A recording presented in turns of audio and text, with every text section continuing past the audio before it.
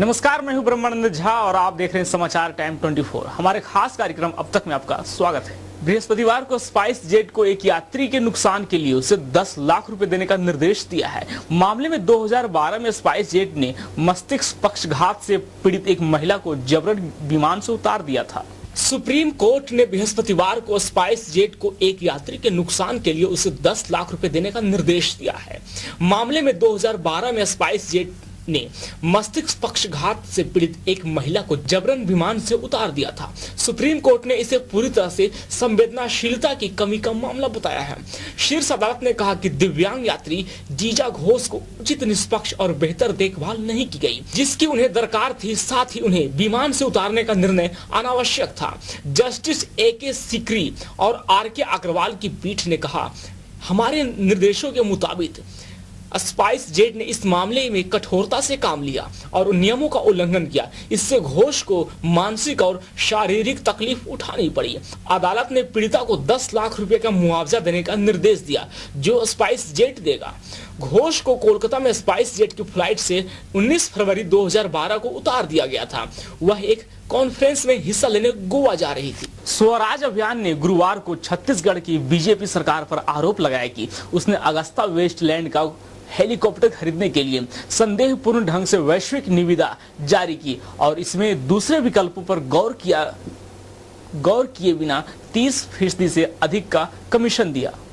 छत्तीसगढ़ के मुख्यमंत्री रमन सिंह ने राज्य में हेलीकॉप्टर खरीद के भ्रष्टाचार होने के आरोप से इनकार किए हैं और कहा है कि यह आरोप राजनीति से प्रेरित है। आम आदमी पार्टी के पूर्व नेता स्वराज अभियान के संस्थापकों प्रशांत भूषण और योगेंद्र यादव ने दावा किया है कि छत्तीसगढ़ के रमन सिंह ने हेलीकॉप्टर हासिल करने के लिए उस कंपनी को $15 लाख बतौर कमीशन दिए जिसका पंजीकरण टैक्स चोरी के पनाहगाह माने जाने वाले ब्रिटिश वर्जिन आइलैंड में हुआ था। विवाद में रमन सिंह के बेटे अभिषेक का नाम जोड़ा।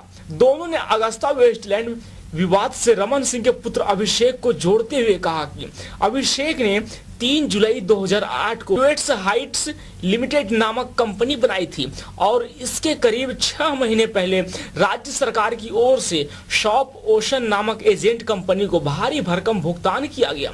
इस मामले की जांच के लिए NDA सरकार की तत्परता का स्वागत करते हुए भूषण और यादव ने कहा कि राज्य सरकार की ओर से किए गए सौदे की जांच देश के प्रधान न्यायाधीश द्वारा सुझाए किसी पूर्व न्यायाधीश से कराई जाए।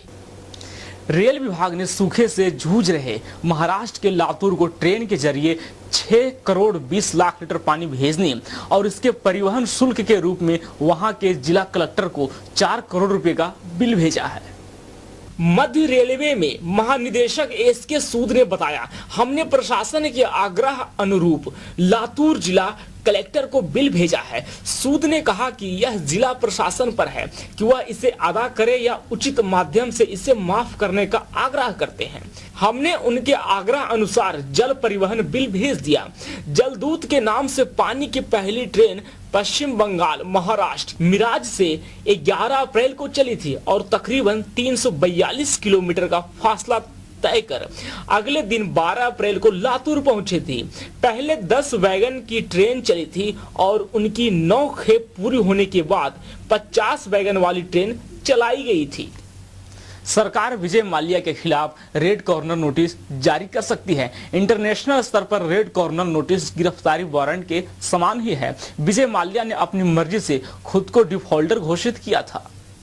रेवेन्यू अधिकारियों ने किंगफिशर एयरलाइंस के कर्जदारों को किंगफिशर बिल पर कब्जे की अनुमति दे दी है। माल्या के किंगफिशर बिल की कीमत करीब 90 करोड़ रुपए है। सर्विस टैक्स डिपार्टमेंट भी माल्या के प्राइवेट जेट को 29 जून को नीलाम करेगा। इसके लिए 20 से अधिक खरीदारों ने इच्छा जताई है। इससे पहले प्रवर्तन निदेशालय ने इंटरपोल से माल्या के खिलाफ रेड कॉर्नर नोटिस जारी करने की अपील की थी। माल्या पर मनी लॉन्ड्रिंग की अपराध शाखा के अंतर्गत बैंकों के 9,000 करोड़ रुपए लेकर फरार होने का केस चल रहा है। कांग्रेस की चुनाव रणनीति विशेषज्ञ प्रशांत किशोर ने प्रियंका गांधी वाड्रा को उत्तर प्रदेश में मुख्यमंत्री पद की उम्मीदवार के तौर पर उतारने जाने की सिफारिश की है। कांग्रेस के वरिष्ठ नेताओं के अनुसार बीच का रास्ता निकालने की कोशिश हो रही है। वे चाहते हैं कि उत्तर प्रदेश चुनाव में प्रियंका सक्रिय भूमिका निभाएं।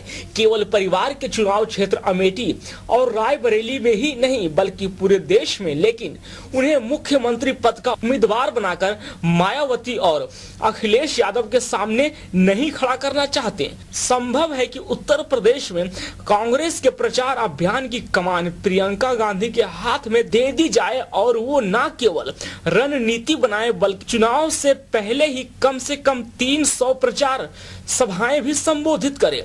ऐसे में वो ना तो मुख्यमंत्री पद की उम्मीदवार हो ना ही किसी अन्य पद की दावेदार, केवल मुख्य चुनाव प्रचारक रहें। इस तरह उत्तर प्रदेश में चुनाव कांग्रेस गठबंधन बनाम अन्य बन सकता है। धीरे धीरे प्रियंका लाओ देश बचाओ के नारे को कांग्रेसी अपना समूह गान बनाने लगे हैं। चूंकि प्रदेश में कांग्रेस लकवाग्रस्त स्थिति में है, नेतृत्व का मानना है कि प्रियंका का चुनाव प्रचार कार्यकर्ताओं में नई जान फूंकने का एक जरिया हो सकता है। वक्त हो चला छोटे सा ब्रेक का, हम जल्द हाजिर होते हैं। धन्य धन्य